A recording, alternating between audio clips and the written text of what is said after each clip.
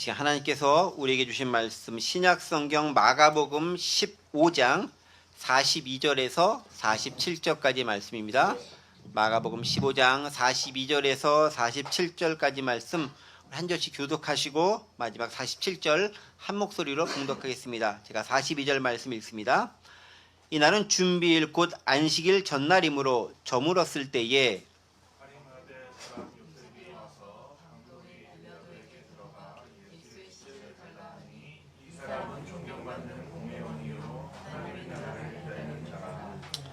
빌라도는 예수께서 벌써 죽었을까 하고 이상히 여겨 백부장을 불러 죽은 지가 오래냐 묻고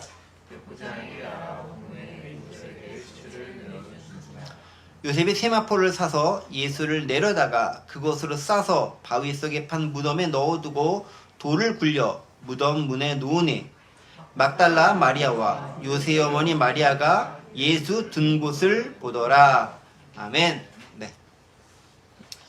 오늘은 예수님께서 장사 지내게 되는 장면을 중심으로 함께 말씀을 나누고 은혜를 나눠보도록 하겠습니다. 지난 시간에는 우리가 예수님께서 십자가상에서 운명하시는 그 장면, 정말 딱 운명하시는 장면, 그리고 우리가 많이 들었었던 엘리 엘리 라마 사박다니, 즉 나의 하나님 나의 하나님 어째 날 버리셨나이까 라고 하면서 하나님과 예수님의 단절, 또 예수님과 사람과의 단절, 그리고 육신의 생명이 끊어지는 그 안타까운 순간의 모습을 함께 살펴보았습니다. 예수님께서 그렇게 안타까운 모습으로 돌아가셨기 때문에 오늘 우리가 이렇게 하나님과 더불어 교제하고 예배하고 은혜의 자리에서 구원 얻을 수 있는 놀라운 기회를 얻을 수 있었다라는 것 우리가 얼마나 감사한지 모르겠습니다. 바로 그러한 모습들이 예수 그리스도로 인한 은혜가 가득한 것이다. 예수님은 고통당하셨지만 그 고통으로 인한 은혜가 우리에게 미쳤으니 정말 감사한 것이다 라고 생각할 수 있는 것 같습니다. 자, 그러한 상황 가운데서도 일부의 사람들은 예수님께서 여전히 십자가상에서 기적을 보이실 것이다 라고 기대했던 사람들이 있습니다. 지난 시간에 말씀드렸던 것처럼 예수님이 엘리 엘리 라마 사박다니 하자 엘리야를 부른다. 뭔가 기적적인 게 일어날 거다. 천지개벽하는 못했던 사건이 일어날 것이다 라고 기대했었던 사람들의 모습을 보면서 여전히 우리는 참 천박하고 참 기적게만 목숨을 거는 말씀보다는 뭔가 눈에 보이는 것에 또 관심을 갖는 모습들이 그들뿐만 아니라 우리도 마찬가지가 아닌 것인가 그런 생각을 해봅니다. 바로 그러면서도 또한 그 자리를 지켰던 사람도 있었죠. 누가 지켰죠? 전혀 없을 것 같았던 어떤 백부장 그리고 여인들이 그 자리를 지키고 있었다라는 점이 또한 우리에게 시사하는 바가 있는 것 같습니다. 오늘 본문은요 바로 그렇게 십자가상에서 운명하시고 이제 육신의 생명은 끊어지신 그 상태 가운데서 장사 지내지게 되는 그 장면이 오늘 본문에 이어지고 있습니다. 42절 말씀으로 넘어갑니다. 이날은 준비일 곧 안식일 전날이므로 저물었을 때에 라고 기록되어져 있죠. 이날은 어느 날이죠? 지금 오늘 본문이 시작되는 그 날입니다. 근데 어느 날이라고요? 준비일이다. 안식일 전날이다. 전날이다. 그러니까 안식일은 우리날로 따지면 요일로 하면 토요일이 안식일인 거잖아요. 예수님께서는 언제 돌아가셨죠? 금요일에. 그러니까 안식일은 금요일날 시작될 때쯤 기도하시고 겟세마네 동산 그 전에 제자들과 더불어 주님의 떡과 살을 나누는 그 성찬식을 진행하시고 겟세마네 동산 기도하시고 나오시다가 잡히시고 그게 이제 이른 금요일부터 유대력은 우리와 달리 우리는 이제 밤 12시부터 시작되는데 12시부터 이제 그 다음에 시작되는 거잖아요. 그런데 유대력은 시작이 언제냐면은 저녁 6시부터 날이 바뀐다라는 개념을 가지고 있어요. 그러니까 안식일이 언제냐면은 예수님께서 돌아가시고 얼마 안 되는 시간에 안식일이 되는 거예요. 그러니까 예수님은 안식일 되기 전날 금요일, 우리로 따지면 이제 토요일 오후 6시 정도까지 되겠지만은 그 시간 동안에 그 많은 일들이 아주 긴박하게 일어났던 거예요. 바로 그날 안식일이 되기 전날 그리고 운명하시고 나서 얼마 되지 않아서 이제 안식일이 될 때가 되니까 누군가가 사건이 일으키는 것이 발견됩니다. 자, 그런데 보세요. 안식일 전날. 근데 안식일에는 뭔가 이렇게 사람들이 해야 될 것이 많이 있겠죠? 안식일은 뭘 해야 될까요?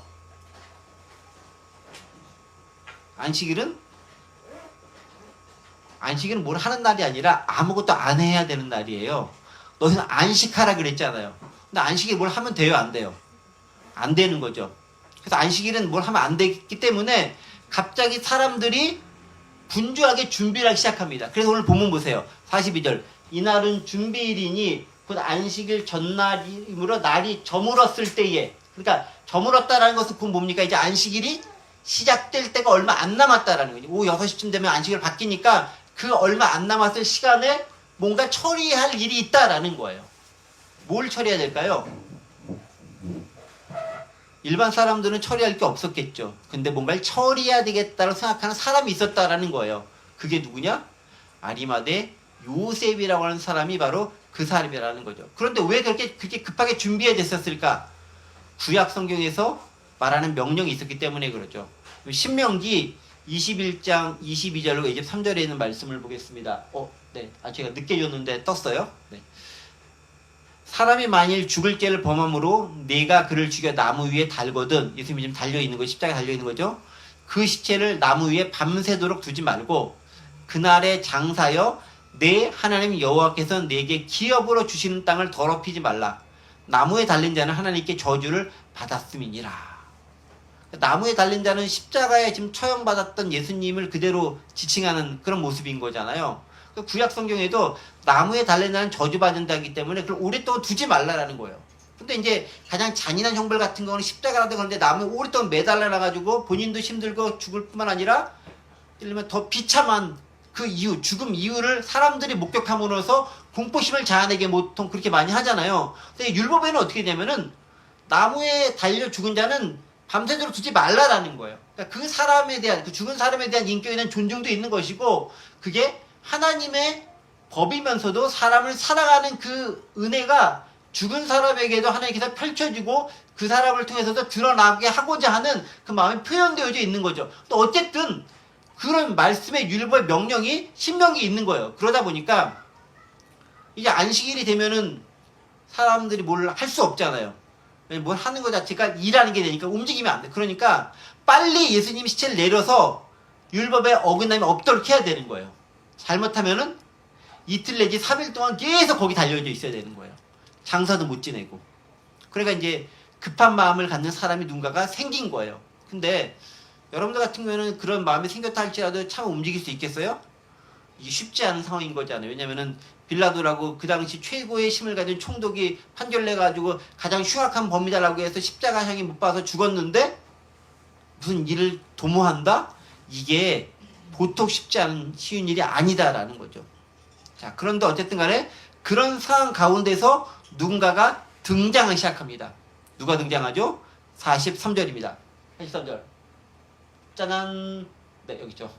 아리마대 사람 요셉이 와서 당돌이 빌라도에게 들어가 예수의 시체를 달라 하니, 지금 뭘 하고 있죠? 이게 아리마대가 아니죠. 아리마대 출신 요셉. 이름은 요셉이에요. 아리마대 사람이라는 뜻이고, 아리마대 지역이고, 이 사람이 와서 빌라도에게 엄청난 요구를 하는 거죠. 뭐라고요? 예수님이 시체를 달라. 이게 가능한 일이라고 생각하세요? 이게 되게 어려운 일이고 목숨을 건 일이에요. 왜냐면은 로마의 반역범이다라고 생각돼서 십자가에 달려서 죽였잖아요. 사형을 집행했잖아요. 그런데 그 집행한 사람에 대해서 바로 달라라고 하는 것들은 여러 가지 오해를 살 수 있을 뿐만 아니라 이것을 달라고 한 사람이 가지고 있던 지위나 여러 가지 기득권이라던가 그런 부분들이 한꺼번에 빼앗기거나 무너질 위험성을 충분히 내포하고 있는 행동이다라는 점이에요. 뭐겠어요? 그러니까 이 아리마대 출신 요셉이라고 하는 사람은 위험을 각오하고 내가 죽을지도 모른다라는 생각이 있음에도 불구하고 예수님의 시체를 요구하는 무척 담대하고 당돌한, 제가 제목으로는 당찬 이런 표현을 썼는데 당찬 모습을 지금 보이고 있다라는 거예요. 특히 모험에 가까운 결단인 거죠. 왜냐하면 이게 잘못되게 예수님을 요구한 것이 잘못 해석되면 이런 거죠. 너도 혹시 그 예수 일당과 공범 아니야? 공범으로 몰리게 되면 어떻게 되는 거죠? 자기도 십자가에 달리거나 옥에 갇힐 위험성이 있는 거예요. 또 이 사람은 나중에 알겠지만 이제 산헤드린 회원이기도 해. 그러면 이제 그 주변에 있었던 동료들이랑 이런 사람들이 이 사람을 보면서 손가락질하거나 따돌림을 하거나 되게 해코지하거나 어려움에 당할 가능성이 있는 거예요. 여러 가지 되게 쉽지 않은 상황이 그 가운데 올 수 있는 거예요. 또 이런 것도 있죠. 배신자 프레임에 갇힐 수도 있어요. 아니 지금 잘못해가지고 저 범죄자가 죽었는데 시체를 가지고 장례를 치려고 해? 너는 왜 우리를 배신하고 저쪽 편에 서려는 것이야? 라는 말을 들음과 동시에 잘못하면 내가 가진 사회적 지위를 빼앗길 수도 있는 그 상황 가운데 있는 거예요. 근데 되게 용감하지만 무모한 행동을 하는 거잖아요. 게다가 누구한테 요구하는 거죠? 빌라도에게. 저한테 그렇게 하라고 요구하는 사람도 없겠지만 요구해도 저는 당연히 못한다고 했을 거예요. 쉽지 않은 모습이 있는데 이 아리마다 예수는 누가 자기에게 부탁한 것도 아닌데 하다못해 제자들이라도 부탁하면 뭐 그럴 만한데 그런 것도 아닌데 자기가 직접 생각하고 판단해서 빌라도에게 들어가서 예수 시체를 달라고 요구하고 있는 담대한 모습을 보이고 있다라는 것입니다. 그러면 도대체 이 사람이 누구길래 이런 말도 안 되는 목숨을 내놓는 그런 행동을 할까를 함께 좀 생각해 보도록 하겠습니다. 도대체 이 아리마대 요셉이 누군가, 이 사람에 대한 것을 좀 생각해 보도록 하겠습니다. 아리마대 요셉이 누군가에 대한 부분은 오늘 본문과 병행되어진 몇몇 본문들에서 등장하는 것들이 있습니다. 그러니까 아리마대 요셉에 대한 성경 표현들이 나옵니다. 마가복음, 마태복음, 누가복음에 나오는데요. 아리마대 요셉 보면 나오죠? 네, 여기 보시면 참고해 주겠습니다. 일단 오늘 본문을 보면요. 15장 43절이죠. 이 사람은 누구라고 나옵니까? 존경받는 공회원이요 하나님의 나를 기다리는 자라 라는 표현이 나옵니다. 공회원이라는 것은 그 유대에 있는 산헤드린 공회를 얘기하는 거예요. 그 산헤드린 공회원이가 상당히 지위와 특권 그리고 영향력이 보장되어져 있었던 고위 존경받는 사람이라는 거죠. 그 다음에 하나님의 나를 기다리는 자라, 이 표현이 되게 재미있어요. 하나님을 기다리는 자라는 표현이 있습니다. 자, 그 다음에 마태복음에는 또 뭐라고 표현되어 있습니까? 아리마대 부자 요셉이라는 사람이 왔으니 그도 예수의 제자라. 뭐라 표현되죠? 부자라. 그러니까 재산이 좀 가지고 있는 사람. 즉, 그 당시에 사회적으로 봤었을 때 다른 사람에게 꿀릴 만한 것이 아니라 경제적인 여유가 있었던 사람이라는 겁니다. 근데 누구라고요? 제자다라고. 그 다음에 누가복음 23장에서 뭐라고 소개하고 있습니까? 공회의원으로 선하고 의로운 요셉이라고 하는 사람이 있었다라고 합니다. 어떤 사람? 선하고 의로운 사람이다. 자, 그러니까 이것들 좀 종합하면 이 사람이 어떤 사람인지 대충 나옵니다. 첫 번째가 누구라고요? 존경받는 공회원이었다.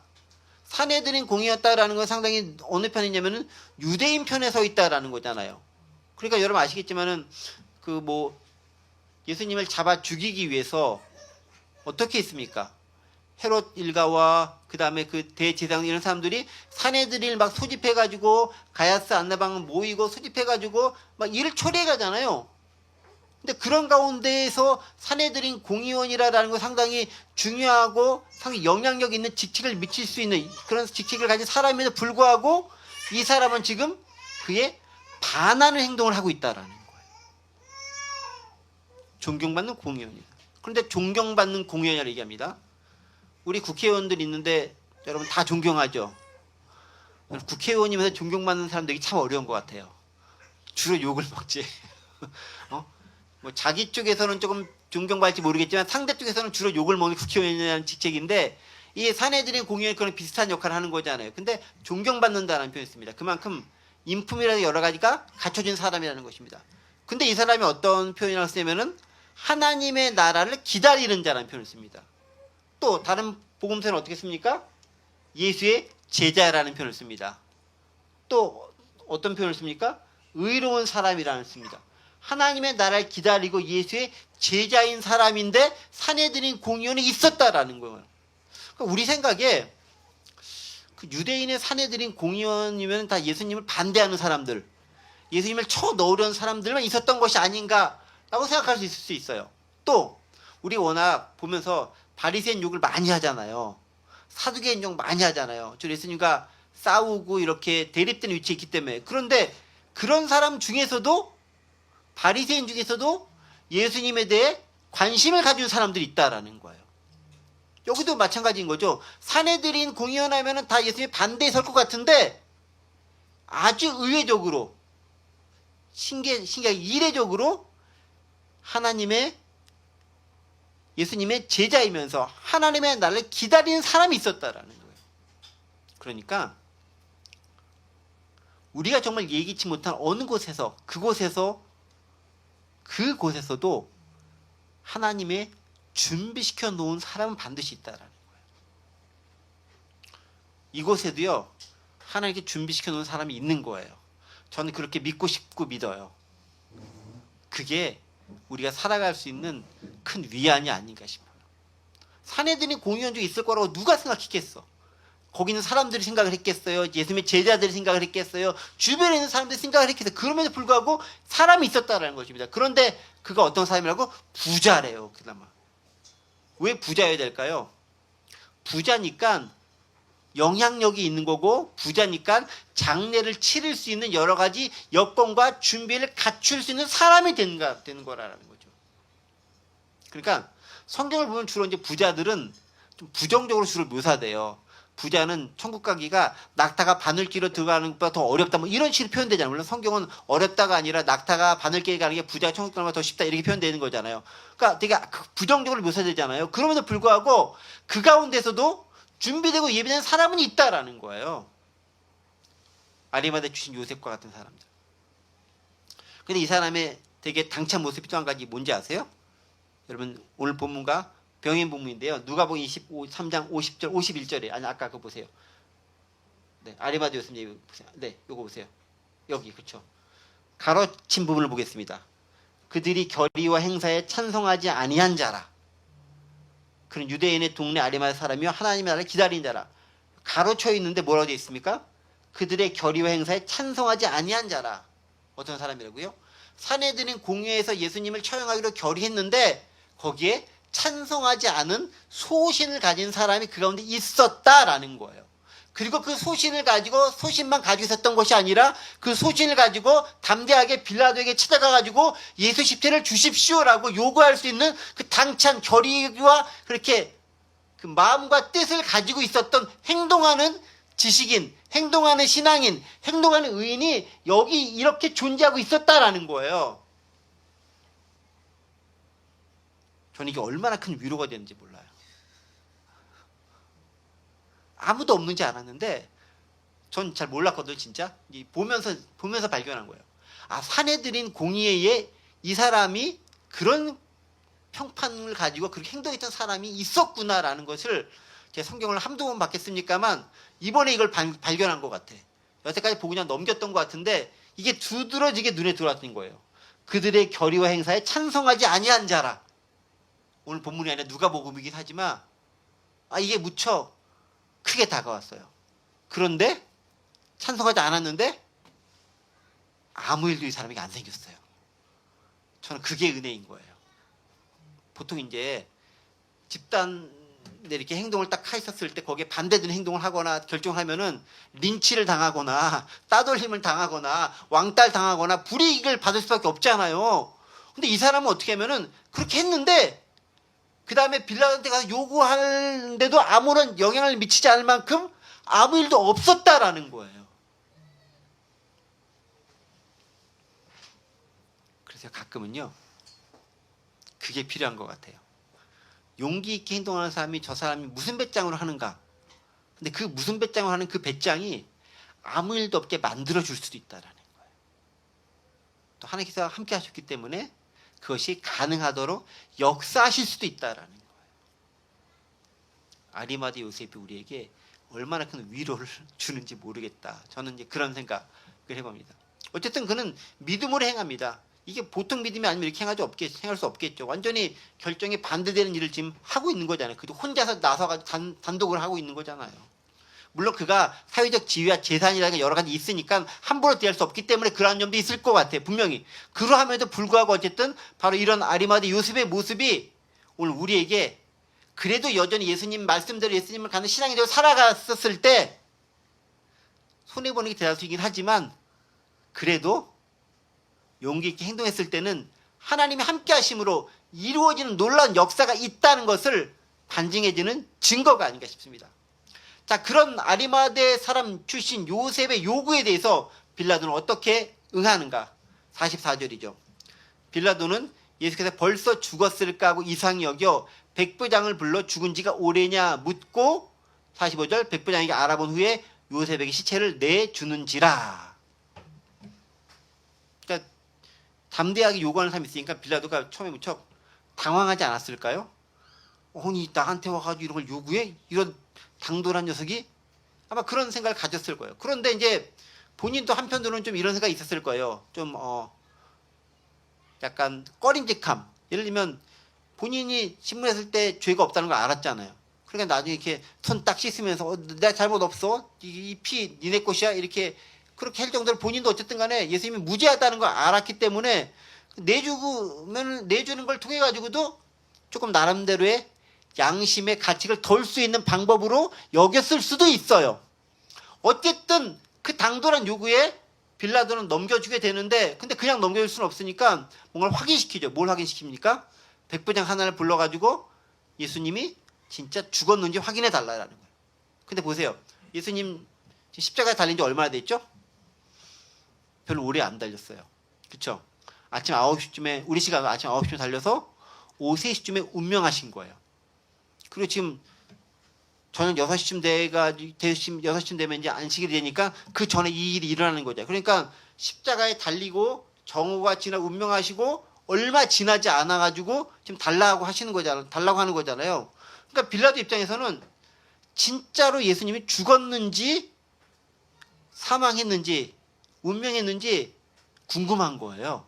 달라고는 하는데 물론 성경 표현은 운명하시는 것을 표현되어 있지만 빌라도 입장에서는 모를 수 있잖아. 근데 달라고 하니까 괜히 살아있는 거 주면 이게 또 큰 일을 만들 수 있는 거잖아요. 그래서 백부장을 시켜서 확인시키는 거죠. 뭐라고? 백부장에게 알아본 후에 요셉이 시체를 내주는지라. 알아본 후에 내줬다라는 말은 뭐예요? 죽은 게 확인이 됐다라는 거예요.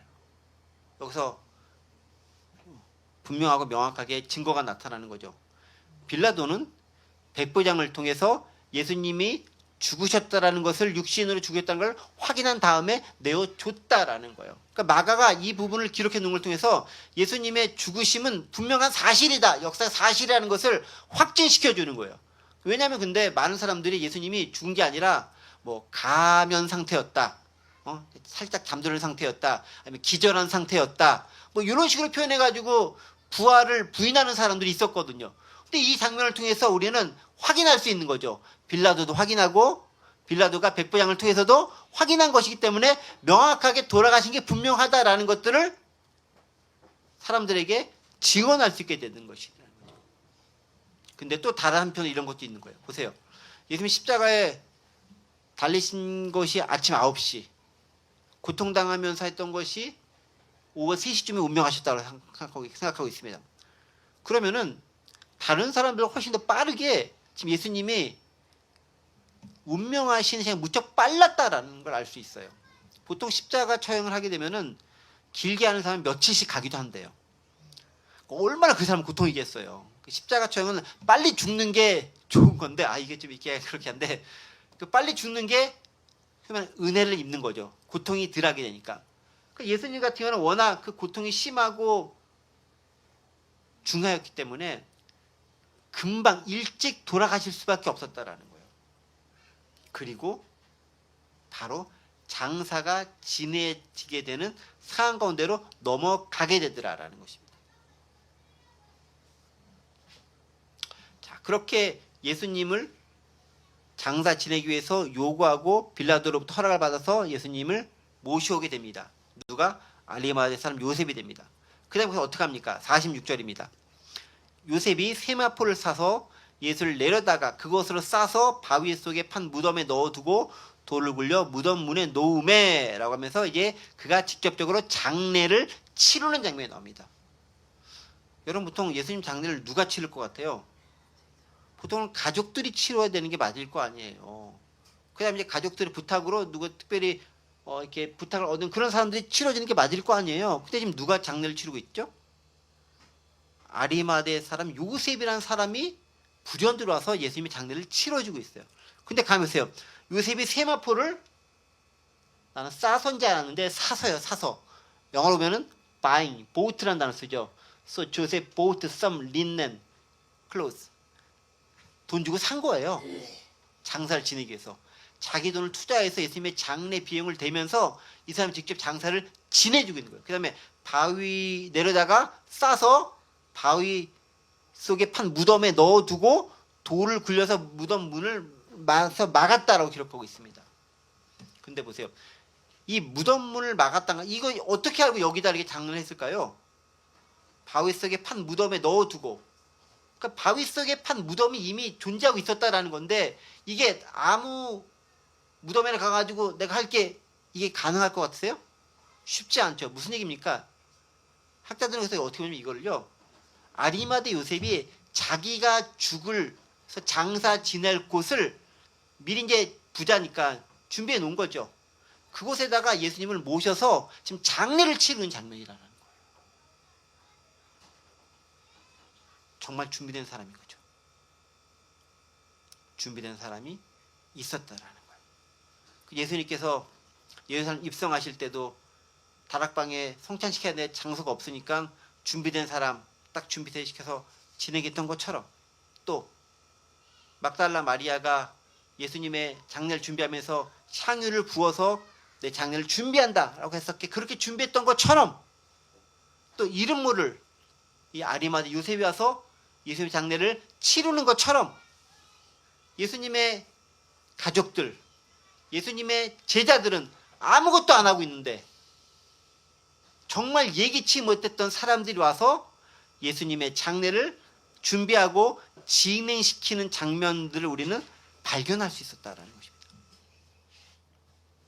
놀라운 것이죠. 그리고 예수님의 장례가 진행돼 실제로 동참한 사람들이 있습니다. 예수님의 장례에 동참한 사람도 있는데 오늘 본문 아니 다른 본문에 나옵니다.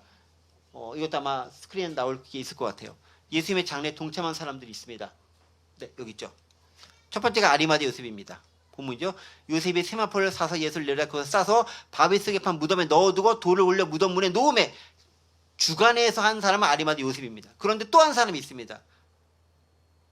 누구죠? 니고데모라는 사람이 나와요. 오늘 본문은 안 나오는데 병행복음 요한복음에 나옵니다. 니고데모, 저는 예수님 찾아와가지고 물어봤던 사람이잖아요. 깊게 감명받은 사람이잖아요. 그리고 우리는 그 다음에 잊어버렸던 그 사람이잖아요. 뭐라 합니까? 일찍이 예수께 밤에 찾아왔던 니고데모도 몰약과 치면 섞은 것을 100리트라쯤 가지고 온지라. 이게 장례 때 필요한 물품들이거든요. 가지고 와서 같이 장례에 동참하고 있는 거예요. 제자들은 어디가 있죠? 어디가 있긴 도망가 있죠. 지금 다 떵떵거리며 호기차게 지키겠습니다. 어디서? 도망가서요. 그 다음에 누가 있습니까? 여인들이 앉아있죠. 마태복음 27장 61절이면 오늘 병행복음인데요. 거기에 막달라 마리아와 다른 마리아가 무덤을 향하여 앉았더라. 이 사람은 완전히 증인으로서 앉아있고 그 장례가 진행되는 것을 직접 목격자로서 그 가운데 앉아있는 거예요. 누가? 여인들이. 가족은 없고, 물론 예수님의 어머니 있어요. 모친이 있으니까. 다른 형제들 없고 제자들 없어요. 누가 있습니까? 전혀 예기치 못했던 아리마대 요셉, 전혀 예기치 못했던 니고데모, 전혀 예기치 못했던 그냥 이름 모르게 따라다니던 여인들이 그 자리를 지키고 있었다라는 것입니다. 그리고 이 여인들이 눈을 보면서 직접 문을 봉하는 걸 목격하게 되는 거죠. 그러니까 이제 여기 이런 부분을 봤었을 때 뭐 예수님 문을 사실 열려 있었다, 뭐 이렇게 문을 안 닫았다, 뭐 이다 이제 예수님이 안 죽었고 뭐 이렇게 부활했다는 것을 거부하는, 부활해서 믿지 않는 사람들이, 꾸며낸 사람들의 말을 이런 부분들을 통해서 반박할 증거와 자료들이 생기는 거죠. 그래서 오늘 본문 47도 얘기하죠. 막달라 마리아와 요셉 어머니 마리아가 예수 둔 것을 보더라. 아까 마태복음에서는 무덤 향해 앉았더라, 앉아서 보고 있었다라는 것입니다. 말씀을 정리해 보겠습니다. 여러분, 오늘 말씀들 통해서 이런 부분들을 확인할 수 있어요. 아무도 없는 것 같은 곳에서도 우리 주님께서 준비해 놓은 사람이 있었다라는 거예요. 숨겨둔 의인이 있다라는 거예요. 엘리야가 고통 가운데서, 절망 가운데서 나 죽을랍니다, 나 너무 힘듭니다, 어째서 나 이렇게 힘들게 하십니까, 그냥 죽게 해주십시오 라고 했었을 때 하나님께서 말씀하시죠. 내가 너 외에도 준비한 사람이 있다라는 거예요. 너 외에도 네가 모르라서 그렇지 수천 명의 준비한 사람이 있다라는 거예요. 한국 기독교에 희망이 없다고 하지만 하나님께서는 준비시킨 소수의 사람들이 있다라고 저는 믿습니다. 믿고 싶기도 하고 믿기도 해요. 그게 희망이 아닐까 싶은 거죠. 근데 그 사람은 전혀 예기치 못한 데서 나온다라는 거죠. 누가 아리마대 출신 요셉이 와서 사내들인 공예가 와서 이렇게 주도적으로 장례를 진행하고 이끌을 것이 생각이나 했겠어요. 그런데 은혜 받은 그 누군가가 있었다라는 거예요. 그러니까요, 우리는 아무도 모르는 거예요. 제가 오늘 익수스에서도 설교 살짝 그런 얘기 들었는데, 교회 학교 다니면서 정말로 이렇게 별 볼 일 없고 꺼렁꺼렁하고 아웃사이더로 지내고 뭐 저런 애 정말 안 나왔으면 좋겠다 싶은 사람이 한 20년 30년 지나고 보니까 어느새 교회에 중추적 역할을 하고 있는 사람들이 있어요. 제 친구 중에도 그런 사람이 있는 것 같아요. 같이 신앙생활 했을 때는 영 껄렁껄렁하고 이렇게 걸리적거리는 사람이었는데 지금 그 교회, 거기가 다른 교회에서 거의 장로급 활량을 열심히 하고 있대. 모르는 거죠. 준비시켜놓은 사람. 그것을 믿는 믿음으로 살아가는 거다. 또 한 가지는 끝까지 함께 남는 사람은 진짜 남는 사람이다라는 거예요. 그리고 진짜 믿음은 사람을 두려워하지 않는다라는 거죠. 당차 믿음을 가지고 당돌하게 나가서 시체 주십시오 라고 하니까 오히려 빌라도가 당황해가지고 그래 이렇게 그게 하나님의 역사 가운데 있다는 거죠. 그래서 믿음을 가지고 행하는 행동들은 우리의 예상과 상식을 깨는 일들이 종종 발생할 수 있습니다. 우리는 그것을 뭐라고 부릅니까? 기적이라고 부르는 거죠. 우리 기적은 초자연적인 뭐 이런 걸 생각하지만 성경에서 발생되는 많은 기적들은 이런 식으로 발생한다라는 거죠. 예기치 못한 곳에서 하나님의 은혜가 역사되어지고 드러나는 것을 발견할 수 있습니다. 저는 그리고 기대하고 바라고 하는 것은 바로 우리의 공동체, 우리의 모임, 여러분들이 그런 예기치 못했지만 하나님 나라에서 귀하게 쓰임받는 사람 하나하나가 되기를 원하는 마음이 가득합니다. 저도 그렇게 쓰였으면 좋겠고, 아니 예상했는데 그렇게 잘 쓰이면 가장 좋은 거고, 그러나 예상했었던 제자들은 다 도망갔잖아요. 물론 나중에 다시 한번 회심해가지고 이렇게 귀한 사역을 쓰이긴 하지만은, 그러나 예기치 못한 가운데도 은혜는 있다. 그 은혜의 도구를 쓰임받는 것이 얼마나 귀한지 모른다. 바로 그 귀한 모습이 오늘 우리의 모습이 되었으면 너무 좋겠다라는 모습. 그런 아리마대 요셉과 니고데모와 여인들 보시면서 위로를 받고 소망을 갖고 살아가실 수 있는, 그리고 다음 시간부터 부활의 기쁨을 누릴 수 있는 저와 여러분들 되시길 바랍니다. 기도하겠습니다. 은혜와 사랑의 하나님 아버지, 감사합니다. 오늘 본문을 통해서 정말 예기치 못했지만 아리마대 출신 요셉이라고 하는, 게다가 사내들인 공예 출신인 그가, 정말 그럴 수 없을 거라 생각했던 그가 예수님의 장례를 준비하고 진행해 나가는 모습을 보면서 하나님의 치밀하신 준비하심, 그리고 우리의 생각과 우리의 상식을 뛰어넘는 놀라운 예비하심에 다시 한번 감탄하지 않을 수 없습니다. 여호와 이레의 하나님이 역사하셨던 것처럼 오늘 우리 시대에도, 또 우리 연약한 부약하는 공동체 가운데도, 우리 구성원들의 삶 가운데도 함께하여 주길 원합니다. 주님 은혜 베풀어 주시고 하나님의 놀라운 역사가 우리 가운데 가득 임할 수 있도록 도와주옵소서. 감사드리며 예수 그리스도의 이름으로 기도하옵나이다. 아멘.